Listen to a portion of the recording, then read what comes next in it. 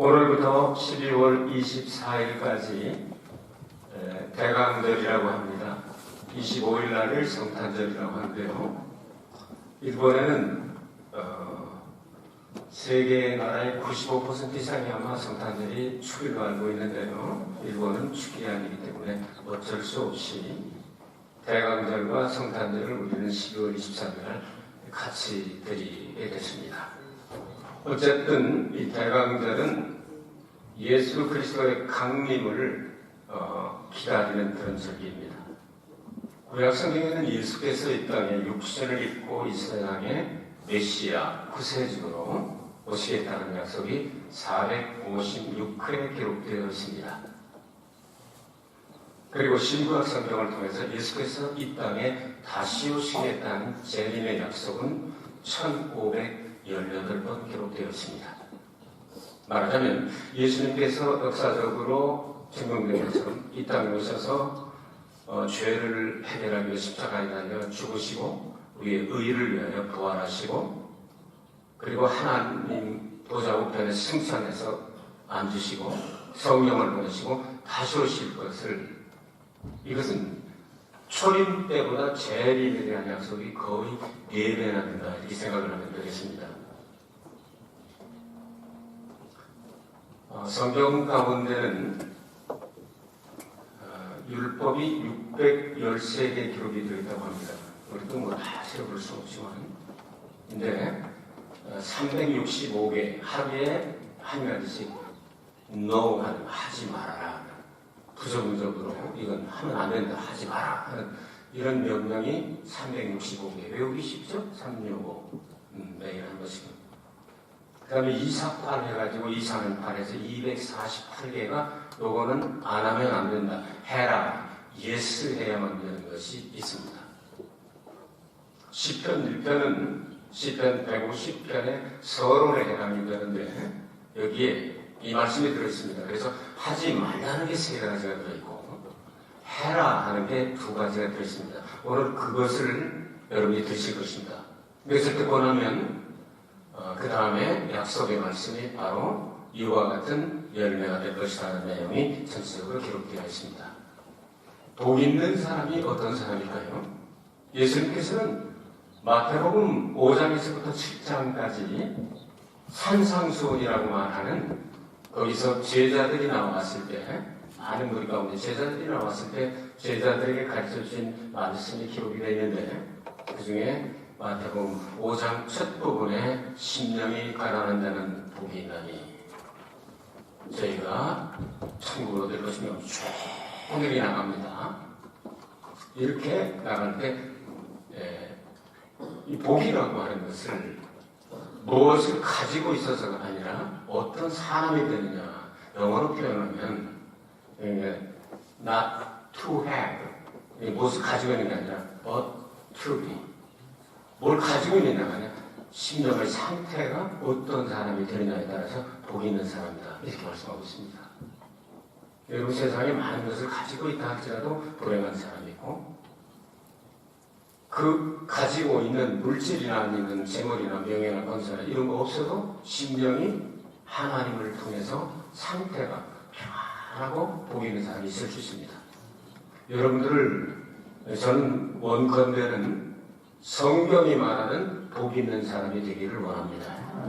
그래서 저는 여러분들에게 돈 버는 재주를 가르친다든가 어디다가 땅 사면 오르는 거 가르친다든가 이런 이 세상 것은 안 가르칩니다.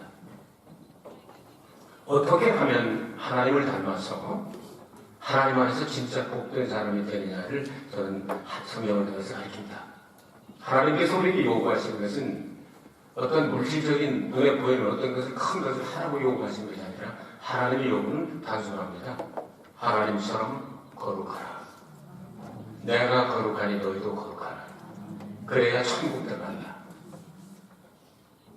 오늘 정말 복 있는 사람이 어떤 사람이 되느냐에 따라서 613개 가운데 5개만 공부를 하도록 하겠습니다. 3가지입니다. 1절에 복 있는 사람은 악인의 꾀를 좇지 아니하며 죄인의 길에 서지 아니하며 오만한 자의 자리에 앉지 아니하고, 3가지를 부정해라 하고 말씀합니다. 첫 번째, 악인의 꾀를 좇지 않는다.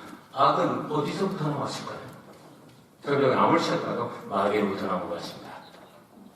그 악인의 꾀에 빠져서 아담과 하와의 아들 둘이 이름이 이제 앞에 나오고, 그 다음에 세 번째 셋 나오잖아요. 한국말이죠. 세 번째 맞다고 해서 셋으로 나오지 않습니까? 자, 첫째, 둘째 아들로 보이는데, 이 큰 놈이 악인의 꾀에 빠졌습니다. 그래서 경건한 삶을 살고 있던, 거룩한 삶을 살고 있던 아벨을 쳐죽였습니다. 이게 악인의 꾀에 빠진 겁니다. 망했죠. 누가 망했습니까? 아벨은 최초 순교자로 흥하고 천국에 가고, 가인은 망해버리고 말았습니다. 악인의 꾀를 저는 악한 자는 사단에게 속하여 생명을 도적질하고 죽이고 멸망시키는 것 뿐이다, 이렇게 말씀했습니다. 그래서 사탄에게 당하여 도둑질하고 죽이고 멸망을 당하는 인생들을 구원하시기 위해서 양으로 생명을 얻대서 풍성히 얻게 하시라고 예수께서 오셨습니다. 그분을 여러분의 주님으로 모셔드리기를 주의 이름으로 축복합니다. 그러면 여러분 삽니다. 두 번째 부정입니다. 죄인의 길에 서지 아니하며 악인의 꾀를 쫓아 죄를 짓는 사람을 죄인이라고 말하죠. 경건한 자가 죄인의 길에 서면 죄인과 함께 손해를 보고 함께 멸망할 수 있기 때문에 이렇게 부정을 시켜놨습니다. 유다 왕 가운데 3대 의인 가운데 들어가는 왕 가운데, 선한 왕 가운데 들어가는 여호사밧이라고 사람이 있었습니다. 정직하고 경건하며 훌륭한 왕이었죠. 그런데 무엇이 부족하여 나라를 정치적으로 안정시키려고 성경 가운데 가장 악한 왕을 찾아라면 아합과 이세벨이죠. 그래서 아합 집하고 정치적 동맹을 위해서 결혼식을 하게 됩니다. 아합의 딸 아달랴와 그리고 여호사밧의 아들 여호람을 결혼을 시켜서 사돈을 만들었습니다. 아합이 전쟁하러 가자고 꼬드기기 시작했습니다. 악한 자가 길르앗 라못을 치러 가는데 사돈 내 힘 가지고는 다 할 수가 없으니까 사돈이 좀 도와주면 되겠다, 이렇게 얘기했습니다. 그래서 못 이기는 척하고, 이야, 우리 나라가 커지면, 사돈집이 커지면 우리도 커지는 거지, 이렇게 생각하고 여호사밧이 갔습니다. 미심쩍어서 문제를 제기하긴 했죠. 그래서 사람들이 이번에 전쟁에 나가면 그 선자들 물어보고 갑시다 해가지고 200명이 모조리 거짓말 예언을 했죠. 그래서 미가야라고는 진짜 선지자가 하나 있기는 한데 그놈은 맨날 더 아주 기분 나쁜 예언을 하기 때문에 내가 그 꼴보기에서 부르지도 않았다고, 그래도 한 번 더 먹고 가자. 여호사밧을 위해서 하나님은 미가야를 통해서 올바른 예언을 했습니다. 이 전쟁이라는 죄를 패하게 될 것이며 아합은 죽게 될 것이다. 그 말씀 그대로 다 이루어졌죠. 여기에 대해서 역대하 18장 1절에서 2절에 여호사밧이 부귀와 영광이 극하였고 더 이상 될 수 없고 아합으로 더불어 연혼하였다. 결혼시켰죠. 두어 해 후에 저가 사마리아에 내려가서 아합에게 나가왔더니 아합이 저와 종자를 내 우양을 많이 잡고 함께 가서 길라 나무치기를 권하더라. 그래서 그런 일을 당합니다. 옷 받고 입고 갔는데 그래가지고 아합은 우연히 쏜 그런 사람들 나가면 이제 올림픽에 가면 금메달은 그냥 따는 거지. 그냥 우연히 갈겼는데 그냥 하나님 죽이라고 하는 사람을 죽여버리잖아요. 옷은 정말 왕의 옷은 여호사밧이 입고, 야, 나 왕이 아닌데 옷 빌려 타고 입고 막 소리치니까 이거 지금 왕이 아니네 이거. 왕이 이럴 리가 없잖아 해가지고 도와줘서 겨우 목숨을 걸고 도망가가지고 이제 나왔는데 선지자가 말합니다. 역대하 19장 1절에서 3절 읽어드립니다. 유다왕 여호사밧이 평안히 예루살렘에 돌아와서 하나님이 봐주신 거죠. 그 궁으로 들어가니라. 하나님의 아들 선견자 예후가 나가서 여호사밧 왕을 맞아 가로되 왕이 악한 자를 돕고 여호와를 미워하는 자를 사랑하는 것이 가하니까 그러므로 여호와께서 진노하심이 왕에게 임하리이다. 죄인에게 서고 악한 꾀를 쫓고 죄인에게 서고 그랬죠. 오만한 자의 자리에 앉지 아니하고 그랬습니다. 그는 악한 자, 죄인, 오만한 자의 자리에 앉지 아니합니다. 하나님을 믿는 사람들. 그들과 함께 오만한 자의 자리에 앉아서 양심이 마비되어 즐기는 그런 일을 하지 않습니다. 호세아서에 이런 엄청난 말씀이 있습니다. 강도 때가 사람을 기다림 같이 제사장의 무리가 세겜길에서 살인하니 저희가 사악을 행하였느니라. 우리 왕의 날에 방백들이 술의 뜨거움을 인하여 병이 나며 왕은 오만한 자들로 더불어 압수하는도다. 호세아서에 이렇게 무섭게 말씀하고 있습니다.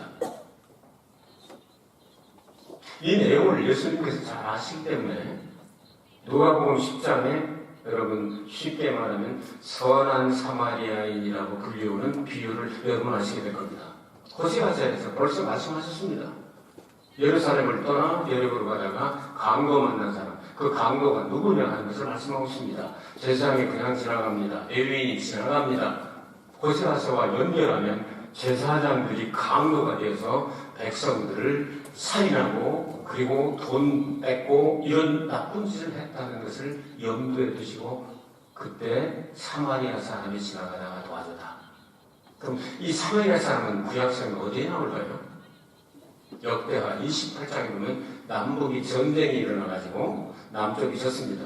그러니까 유다가 지고 북쪽 이스라엘이 이겼습니다. 수십만 명을 포로로 잡아가서 막 그냥 압박을 하고 뺏고 좁히고 이런 일을 하게 되는데 하나님의 종 선지자의 입술을 통하여 형제끼리 왜 그렇게 하냐고 도와주라고 할 때 역대하 28장 15절에 보면 사마리아 사람들이 남쪽에 있는 유다 사람들을 헐벗고 굶주린 것을 먹이고 입히기 위해서 돌려보냈다. 선한 사마리아인이 구약에도 나옵니다.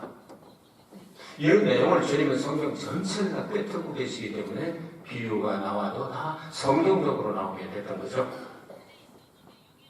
자, 1절을 통해서 우리는 세 가지를 버리고 두 가지를 택해야 되는 것을 2절을 통해서 두 가지 택하는 것을 이제 공부를 해야 된다. 1절에서 세 가지 버리고 2절에서 두 가지를 예수하고 받아들여 긍정해야 되죠. 오직 여호와의 율법을 즐거워하여. 여러분 세상에서 재즈의 즐거운 게 뭡니까 여러분? 가장 즐거운 게 뭡니까? 언제까지 즐거워할 수가 있겠습니까? 그 즐거움을 통해 여러분이 어떻게 되겠습니까? 저도 즐거움이 있습니다. 그러나 나에게 가장 즐거운 것은 아침에 일어나서 주님과 대화하는 기도와 그리고 성경 말씀 이런 것을 빼놓지 않습니다. 그 성경 말씀의 진리를 깨닫고 성경이 어떻게 연결되는 걸 깨닫는 이걸 하루빨리 한 시간이라도 빨리 여러분에게 전달하고 싶어서 해드릴 수 없는 마음. 오직 여호와의 율법을 즐거워하는 사람, 영원히 변치 않는 하나님의 말씀을 즐거워하는 마음. 여러분 가슴 속에 육신의 정욕, 안목의 정욕, 이생의 자랑, 세상 것으로 팽팽 끓을 만큼 가득 차 있으면 하나님의 말씀에 들어갈 곳이 없습니다. 그것을 비워놓고 거기에 들어있는 것을 다른 것으로 집어넣어야만 되는 거죠. 하나님의 말씀과 성령으로 여러분 가슴이 가득 차 있으면 여러분 건드릴 때마다 말씀이 튀어나오고 건드릴 때마다 성령의 역사가 나타나고 열매가 나타나야 되지 않겠습니까? 그걸 긍정하고 받아들이라는 겁니다. 그리고 뭐라고 말씀하십니까? 가장 즐거운 그런 일들을 정말 주야로 하게 되는데 정말 좋은 거, 정말 즐거운 것은 여러분들과 시키지 않아도 하지 않습니까? 그렇죠? 정말 재밌고 즐거운 것은 시켜서 합니까? 시키지 않아도 하게 되죠. 여러분 뷔페 식당 같은 데 가보셨어요? 뷔페 식당 같은 데 가면 뭐 수백 종류, 어떤 크게 가면 한 100종류 넘잖아요. 수백 종류 음식이 쫙 있는데 뭐부터 잡수십니까? 줄 안 서는데 아무 데나 가자. 그냥 아무거나 먹고 다른 사람들 좋은 거 먹고 가게 하시고 나 같은 사람은 이런 데 와가지고서 그냥 남들이 안 먹는 거 그냥 조금 이렇게 맛보다 가지. 그러십니까? 줄을 쓰더라도 집에서 개인적으로 만들려고 꼭 비싸고 몸에 좋다고 그러고 그런 게 있으면 그럼 줄 서서라도 꼭 그거부터 먹지 않습니까? 이 아까운 거를 딴 거부터 채워놓는데 계속 가장 좋은 것부터 좋은 거부터 사람을 하게 돼 있습니다. 아침에 일어나면 어떡하시래요, 여러분? 저는 아침에 일어나서 이제 가독을 합니다. 성경을 많이 읽습니다. 점심때는 묵상합니다. 저녁에는 이것은 열매가 되도록 다시 이것을 잘 정리하고 잠이 듭니다. 여호와 율법을 즐거워하여 그 율법을 주야로 묵상하는 자로다. 이걸 두 번째 해드리시죠.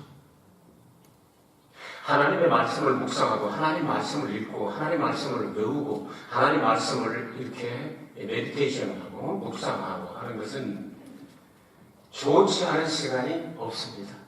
언제나 좋습니다. 하나님 말씀.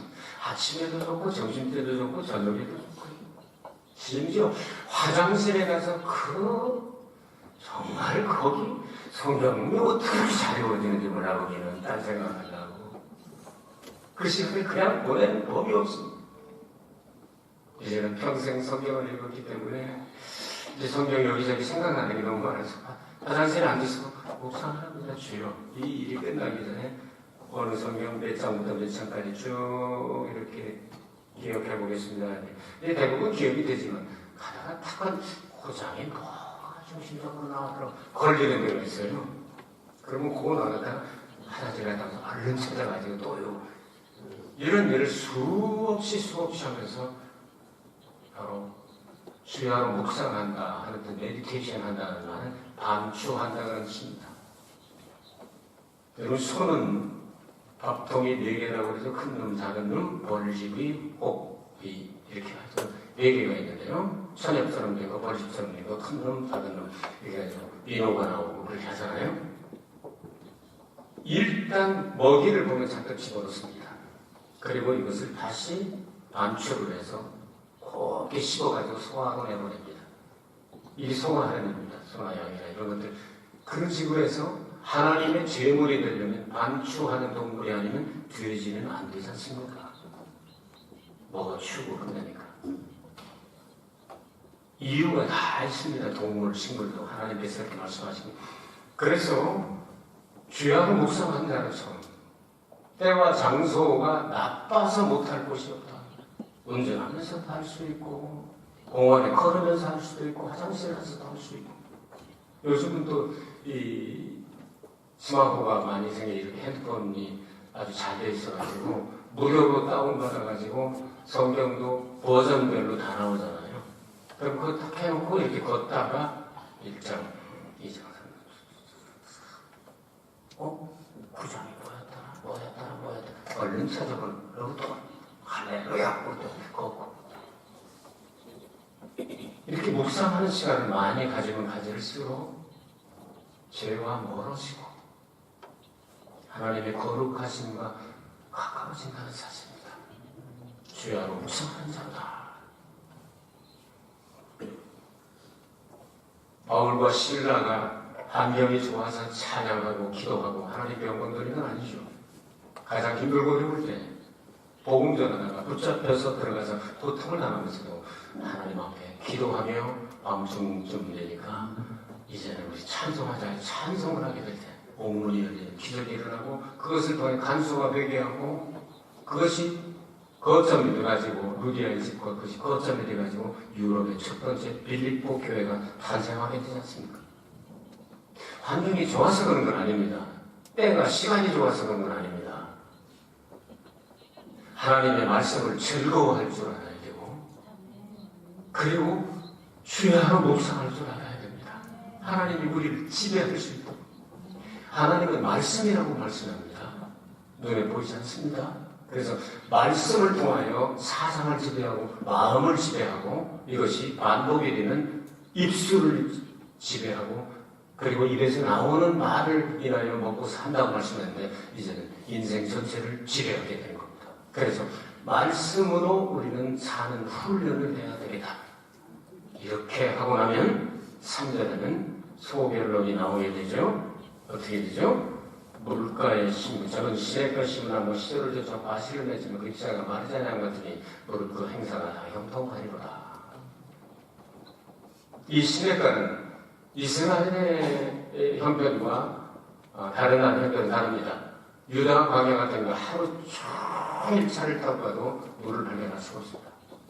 그 시내가에 심은 나무만 이파리 같습니다. 유다 광야 하루 종일 4시간, 5시간 이 버스를 타고 가도 가끔가다 하나씩 보이는 이 떨개나무 비슷한 야카시아라고 하는 시댐나무 이거밖에는 잘 알 수가 없어요. 다 그냥 뭐래요. 사막처럼 보입니다.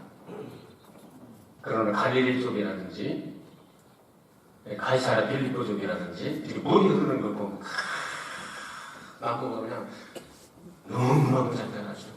별별하고. 그래서 생명의 강을 상징하지 않습니까? 사막 같은 이 세상에서 에덴 동산에 흐르던 한 강.